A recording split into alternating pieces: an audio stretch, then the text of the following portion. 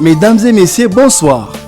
L'actualité sur le territoire national reste dominée ce lundi 25 novembre 2024 par la perception de la révision constitutionnelle chez les ecclésiastiques. Netzik News, premier à attaquer les sujets, écrit à sa 8e page « Révision ou changement de la Constitution, l'Église unie contre les excès du pouvoir ». Ces tabloïds qui voient Fridolin Ambongo et Roland Dalo dans un même combat expliquent que le projet de révision ou changement de la loi fondamentale est une bourde de plus qui va élargir le fossé entre l'Église et le régime en place.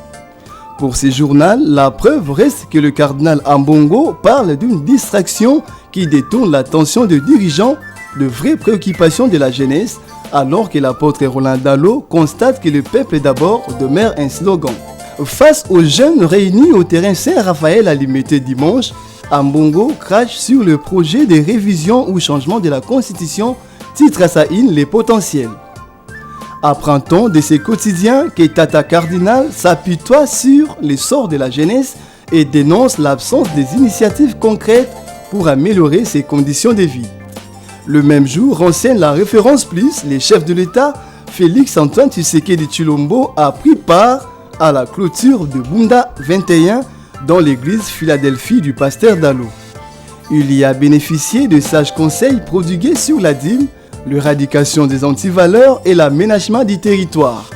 Dans un autre registre, états généraux du portefeuille, cap vers une réelle participation des entreprises de ces ministères dans la croissance économique et le développement social de la RDC, note la prospérité. L'enjeu est de faire des entreprises du portefeuille de l'État un puissant levier de la croissance économique et du développement des entreprises publiques, conclut ces tabloïds.